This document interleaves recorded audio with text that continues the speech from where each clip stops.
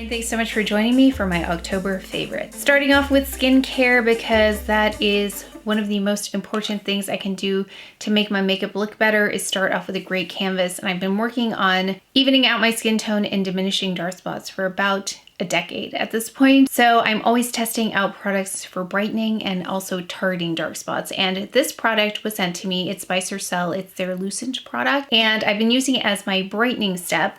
And it has since taken over that spot. I've been really happy with the results and the progress of my skin. Of course, I feel like it's accelerated at this point in terms of any visible progress because it seems to be very superficial now. Works well with makeup, hasn't interfered with any application, doesn't do anything strange in terms of pilling or gumming up any kind of makeup that I apply on top of it, and works well with my other skincare. Then going in with the base, I've been using this for a while now, the Le Base Illuminatrice by Chanel. It has a lovely brightening and blurring effect on my skin before I go in with makeup, as well as helps foundation adhere. Any other makeup that I put on top adhere. I've been going back and forth between that and the Westman Atelier and Peau de Pesche. Now, you know I will also use this as a foundation of sorts. It doesn't cover up my skin, but it definitely helps it look more perfected. Not perfect, but it helps blur, brighten, all those great things that the Chanel does. The Chanel has more of a grip on other makeup though, so I'll use this when I just want really light coverage and maybe go in with a concealer after this one. I also wanted to show you the technique for the foundation that I meant to show you last month, but if you notice, I never put out my September favorites get ready with me. September favorites get ready with me. So many other videos kind of piled on top of it and I never got around to editing it, but I did film it.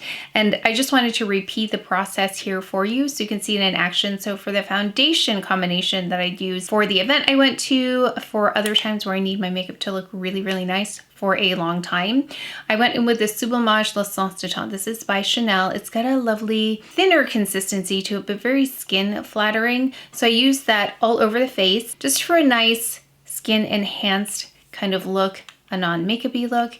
And then I took my sister's advice. She lives in a very, very humid climate, and this is her trick to not adding powder, because if you live in a humid climate and you add powder, sometimes it gets really tricky in terms of getting that to set really nicely. So she just opts for no powder, but goes in with this product, the Chantecaille cushion, because this will set itself. No powder needed. So she goes in with this and then adds a layer of this in the center so she doesn't have to powder. So it is set already. So I'll show you that application in the Get Ready With Me. So I do have it on the center of my face as well, right here. And then I go in with blush directly because I used a cream blush. I've been enjoying this rose ink that I picked up, this one, in Heliotrope. Really pretty flush of color.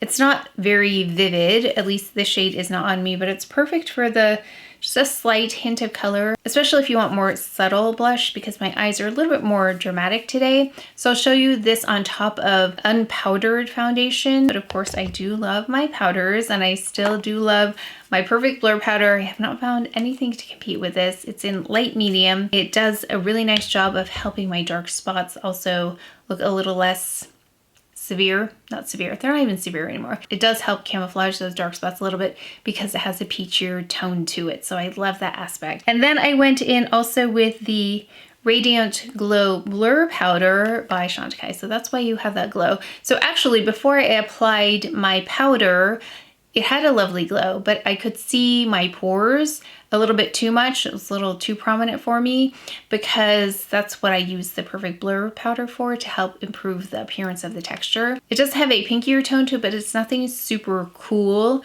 where it comes across as like a unicorn effect where it's kind of blue. It doesn't have that kind of pinkness to it. It's really pretty. It's really flattering. So I went ahead and I finished off with that. So I've got two powders on top of my cream blush. For the eye, I have been loving the Hermes palette. It's such a beautiful one. I love the creaminess of it. Today though, I just used 3 of the shades here. I went in with this lovely shade. Actually, I want to compare that to the new one I got. If you didn't see the unboxing, I picked up number 4, the blue one. I picked the blue one up, and it has a brown shade in there as well that I kind of want to compare them.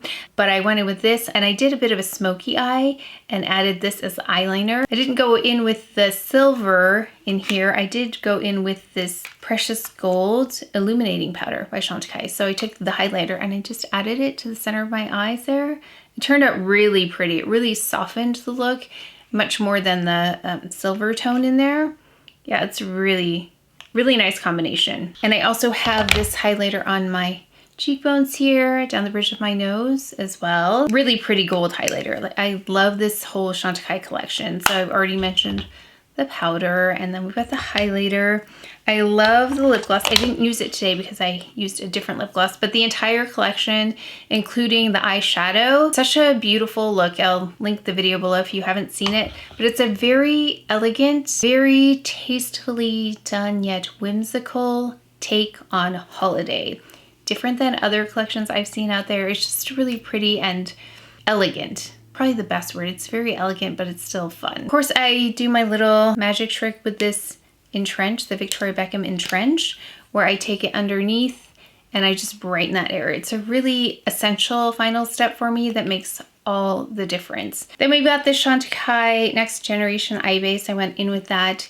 Just to remember, if you have this, to make sure the cap gets put on there because it will dry out if it doesn't get replaced right away. So this has lasted quite a long time because I remembered to put the cap on. And with most Chantecaille items, less is more for me. I just put in a really thin layer before I went in with the Hermes eye palette. And even though I love the rose ink, this is still a favorite, number 9. Did not go away as a favorite. I just wanted to talk about other blushes that I have been enjoying.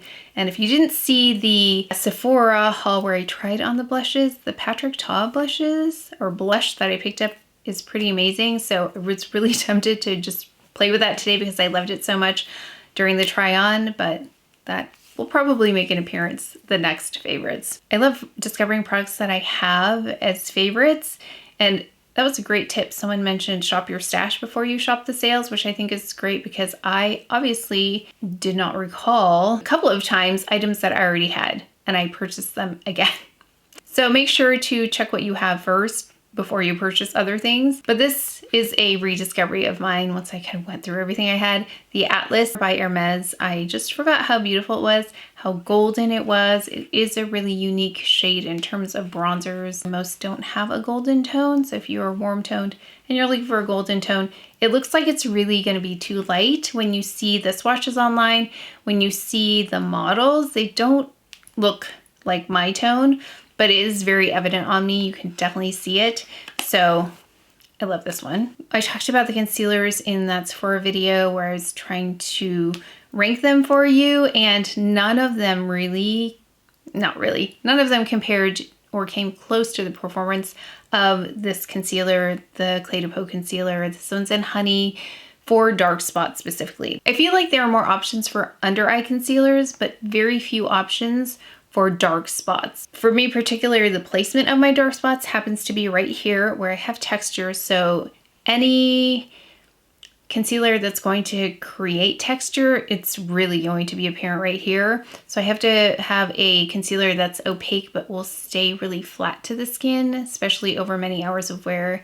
And I have not found anything really that can do what this does. But this has SPF as well as a brightening component. So I can protect my dark spots and brighten at the same time while concealing. Then this is like, has no competition. Then we've got the Jones Road Beauty Brow, which surprises me that it's in a favorites here because when I opened it, I thought this is not the right shade. And the brush is quite large compared to other brow products I've used, but it has really amazing hold without becoming crunchy or too thick. It's a really, really great brow product. It has the appearance of brow lamination. If I really want it to, I can really get my brows to stand up. I've done that in vlogs before, but I have not encountered a brow product that can do what this does. So very much enjoying this. Of course, we've got the Faux Steel Longest Lash Mascara by Chantecaille, but I'm excited to try the Hermes powder mascara that I picked up. Excited to give that a try because I heard good things about it. I also went in with this Dior lip product, the Dior Addict Lip Maximizer. This one is in 016. It's a really pretty color. It goes with most things, especially if I want to warm up my lip a little bit. Oh yeah, it reminds me that I didn't mention the lip product that I have on. I found this in my, where did I find this? It was missing for a long time. It's like my second or third one that I've had. It's the Victoria Beckham in Spark. It's like the perfect lip color for me because it looks cool here, but it doesn't look cool on me. But it's a very much Your Lips But Better shade, and I love the formula. It's very hydrating, and I love the shape of this because it's really easy to reapply quickly because it's more narrow, and that way I don't run the risk of lipstick outside of the lines, especially when I am reapplying during a meal or after a meal. Oh yeah, speaking of lip products, I've been impressed with this Fenty Skin Lip Mask, and this one is, I think, in the vanilla because I like the applicator. They're very what's the word I'm looking for? Creative with their packaging here to get the most out of the product when it comes to Fenty products. I, love the Shiseido brush, the one with the 4 petals on it for foundation, which I used today, but I also really am enjoying this one. Now, I think it does a good job. This other side, it just doesn't do the same job as this. This still does a better job of applying foundation, but this part here has been really interesting to apply concealer because it really just gets it in there, gets it flat to the skin. I've really been enjoying that because it doesn't absorb product. It just gets the product where you need it to go, and it doesn't disperse it. Sometimes with a brush, you kind of apply it and it ends up further out than you need it to be. So this helps really keep the concealer targeted, this part, this pliable part of the brush. And I believe that was another recommendation from you, so thank you. I forgot to mention the lip product by Chantecaille, also beautiful. It's different than other lip products I wear, but it's, again, that whimsical but elegant look that you can get with this whole collection. Can't forget my eye concealer by Chanel. It's really one of the other things that I've found really difficult to find a competitor. I have mine in 40. It just doesn't require setting. It doesn't crease. It looks great all day. It has a little bit of a glow, but not too much. It's just beautiful. Really easy to work with as well. And then we have here the Victoria Beckham Contour in Marble. Still love this one. It's the best thing for just a really subtle contour on the nose. I don't like to contour my nose too much, but I notice it does look really nice when I have a little bit more definition there, especially on camera. But it's not something I do every single day. And I did want to talk about these because I know I mentioned them whenever I got them. Was it the summer? Maybe it was in the spring. And these are the CELINE glasses that have the logo also the same color as the frame. So it's very discreet. I love that. But they also have other colors, but I noticed that this one was a harder one to find, and I've seen it pop up recently. So I'm gonna go ahead and link this for you in case you wanted it and it had gone out of stock, because for a while this was out of stock. Wherever I looked, I couldn't find it.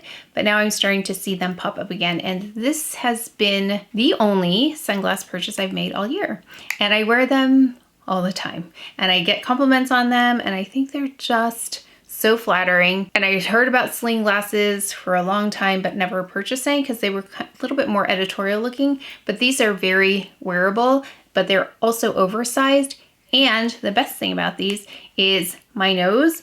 Usually when I wear sunglasses, it'll push down on my nose and leave a mark. These don't tend to do that unless I'm wearing them for a really, really, really long time. These do a really nice job of not leaving an indentation on my nose. Just love these so much. Probably pick up another pair at some point, either in a prescription version or in another color. I love them. It's actually one of my best purchases of the entire year. I also wanted to update you on my hair. I think I had questions about how I got my hair to grow long. I just let it grow. I don't know if there was a rhyme or reason to how I let it grow. I just cut it or have it cut when it needs it and then just let it grow. My hair grows fast though, so I don't have any really tips or tricks for you, except I don't damage my hair. So if I can avoid damaging my hair, then it's a lot easier just to let it keep growing without cutting off too much every time I get it cut. But I do want to update you on the Zuvi hairdryer that I don't know if you picked this up after I featured it, but I Found the best combination to use this with my Dyson. So that's how I got my hair today. I put on the diffuser. Even though I don't have curly hair, I'd like to get my hair away from my scalp so it's not so flat. So I'll go in with the hair dryer like this on my scalp and dry this part first. And then it's still a little bit damp on the ends. And when it's just slightly damp on the ends, I'll go in with the Dyson, and that's when I curl it. So this is a winning combination for me. It's both using the Zuvi and using the Dyson. And both of them have technology in them to not overheat and destroy the hair. So if there's anything that I do, I don't use extreme heat on my hair. And then I have been loving my NILI LOTAN pants. They're so stylish, but comfortable at the same time with great structure. Even though they're a bit oversized, they still have structure and are still unexpectedly flattering. I'm gonna have my eye out for the jeans in the same style on the sales coming up at the end of November. So if I find them, I'm gonna pick them up. My Burberry coat, I love it. I'm so glad I picked it up. It's gonna be one of those things that just elevates an outfit really quickly, especially something that's really casual. So sweats and tennis shoes, that kind of an outfit, like a little hoodie, and then the Burberry trench, I think looks really great, as well as dressing something up that's already dressed up. So I love that it's a bit of tailoring thrown in there with something that's really comfortable. That's my favorite kind of clothing. And then the Reformation dress that a lot of you liked as well, the denim dress. I actually was going to return it. I decided to keep it, and I'm so glad I did because it's really versatile, very comfortable, and also very flattering. Oh yeah, and finally, rediscovering mules. I've had those mules for about maybe 5 to 7 years. It's just funny how things come around. But I think the mule in general is such a great shoe if you're not in a place that's freezing in the fall and winter. It's a great fall shoe because it, especially in suede, even though I don't love suede products because I think they pick up all kinds of dirt, or if there's any kind of rain, that's a problem. But they do help make some of those pieces that are year-round pieces into more of a fall look. Plus the heel height's typically lower and more comfortable as well. Oh yeah, and also I love this polo that I picked up from Jenny Kane. That is what I'm wearing today. It's 100% cashmere, and I love Jenny Kane products anyway, but this one has come in very handy as we get into the cooler months. But definitely let me know what you've been loving the month of October, because I will be shopping, probably not too much, but I'll be really strategic at the end of November with the sales. Let me know what you've been loving all year. Like, for example, those sunglasses are something I've been loving all year that were really great investment. What are those great investments that you found this year that I should look out for at the end of November? But that is it for today's video. So please take care of each other, stay well. If you enjoyed this video, if you learned something, please give it a thumbs up, subscribe, and I will see you next time.